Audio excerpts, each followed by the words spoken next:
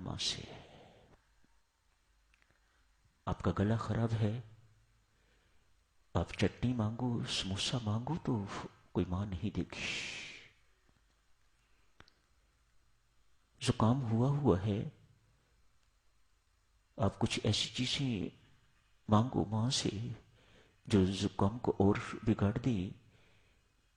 Pneumonia होने की शंका हो मां को तो वह वस्तु मां कभी नहीं देगी बच्चे को। अपने लिए, औरों के लिए यदि कभी प्रार्थना स्वीकार न हो तो कभी निराश हताश नहीं होना, कभी रुष्ट नहीं होना, कभी उलाहना नहीं देना। जो राम तेरी इच्छा। मैं तो एक प्रार्थी हूं, मैं तो एक याचक हूं, मैं तो मात्र एक कागज का पुर्जा आपके चरणों में रखने वाला हूं। मानना ना मानना मैं तो आपकी इच्छा है।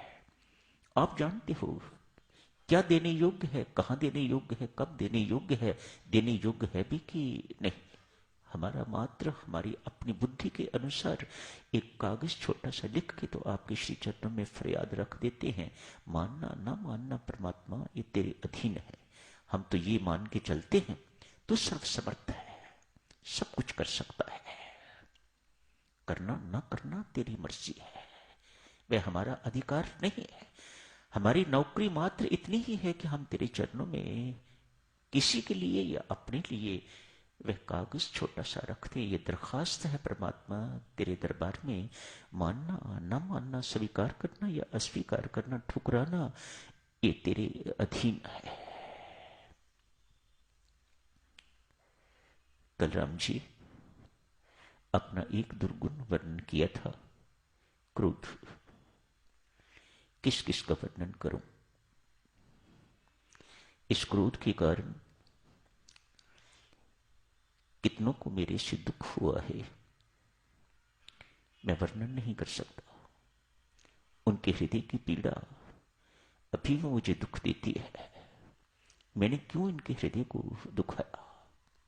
मैंने कल अर्ज करी थी ना आपसे, प्रभु उस वक्त जिस वक्त हमें क्रोध आया हुआ होता है, हम नहीं देखते हमारे सामने कोई पूजनीय खड़े हैं या कैसे।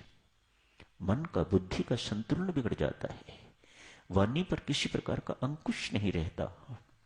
आंखें लाल हो जाती हैं, होठ फड़फड़ाने लग जाते हैं, ब्लड प्रेशर हाई हो जाता है, मुख लाल हो जाता है, आंखें लाल सुर्ख हो जाती हैं। जो कुछ मुंह में आता है वह बोल देते हैं। नहीं देखते सामने सास, नहीं देखते सामने ससुर, माता पिता है या पूज्य गुरु महाराज खड़े हैं। इन बातों का बोध नहीं रहता। हमारी बुद्धि उस वक्त इतनी बिगड़ गई हुई होती है क्रोध के कारण। क्रोध का दौरा जब हमें पड़ता है, जानते हैं परमात्मा हर क्रोध का दौरा हमें दिल के दौरे के लिए तैयार कर रहा है। जितने क्रोध के दौरे पड़ेंगे समझ लेना चाहिए, हमें समझते भी हैं कि उतनी जल्दी दिल का दौरा भी पड़ने वाला है, ये उसकी तैयारी है। लेकिन क्या करें, परमात्मा अपने वश की बात होती तो जरूर कुछ ना कुछ कर लेते। यहां परमात्मा पूछता है फिर किसके वश की बात है? यदि मुझे ही सब कुछ करना है तो फिर मुक्ति भी मुझे ही मिलेगी, अंतःकरण भी मेरा ही शुद्ध होगा, तेरा नहीं। तुझे अपना अंतःकरण शुद्ध करना है या मेरा अंतःकरण शुद्ध होने के लिए प्रार्थना तू कर रहा है? तेरा अंतःकरण शुद्ध होना है तो फिर ये सब कुछ तुम्हें ही करना होगा। मैं तुम्हें रास्ता दिखाता हूं, मैं तुम्हें रास्ता चलने के लिए बल देता हूं, शक्ति देता हूं, चलना तो तुम्हें ही है। मैं तेरे लिए क्या करूं? मैं तेरे लिए भोजन तैयार करता हूं, तुझे भोजन की सामग्री देता हूं। ये कौन देता है? कभी सोच, ये सब कुछ मैं देता हूं। अन्न देता हूं, धन धन्य देता हूं तुम्हें। भोजन तैयार होता है, तैयार करने वाले देता हूं तुम्हें। वे तैयार करके तुम्हें भोजन देते हैं। मुख में रखने वाले भी मेरे ही हाथों से तो मुख में रखता है। तो इतना भी नहीं कर सकता कि तेरे मुख में रखा हुआ भोजन तो उसे निगल सके? इतना ही काम तुझे जिंदगी में करना है, शेष काम तो आगे का मैं करता हूं, तू नहीं करता। तुझे क्या पता है अंदर भोजन का क्या हाल होता है, मैं पचाता हूं उसे। मुझे पता है इसमें कितना कार्बोहाइड्रेट है, कहां उसे जाना है, कहां प्रोटीन को भेजना है, कहां फैट को भेजना है। ये सब तुम्हें क्या पता है? तुम्हें क्या इन बातों का बोध है?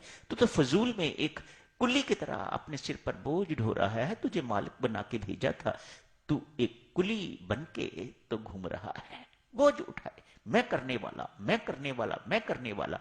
कुछ भी तो करके दिखा मेरे बिना। क्या कर सकता है तू? यदि तू कर सकता है तो फिर मेरे दरबार में भिखारी बन के क्यों बैठा हुआ है? क्यों मांग रहा है मेरे से?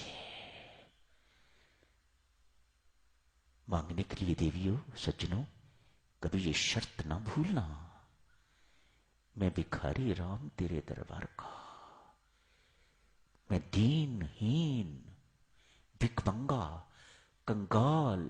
मेरे अंदर किसी प्रकार का कोई बल, किसी प्रकार की कोई शक्ति, किसी प्रकार की योग्यता नहीं होते तो राम मैं तुम्हें कष्ट ना देता, मैं तुम्हें तकलीफ ना देता।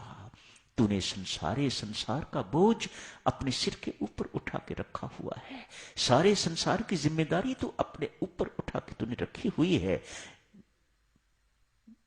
मैं ये मांग, वो मांग, ये मांग, वो मांग के तेरे ऊपर और जिम्मेदारियां न डालता। यदि मैं कुछ भी करने योग्य होता स्वतंत्र रूप से, मैं तो तेरे अधीन हूं परमात्मा। और मैं सोचता हूं तेरे अधीन रहने में, तेरी नौकरी करने में, तेरी सेवादारी करने में जो आनंद है वह राजा धीराज बनने में नहीं है, वह राजा इंद्र बनने में भी नहीं है। जो तेरी नौकरी में जो आनंद है, तेरी सेवा में जो आनंद है। समय हो गया है साधक, चलो समाप्त करने की इजाजत। परसों इस चर्चा को और आगे जारी रखेंगे।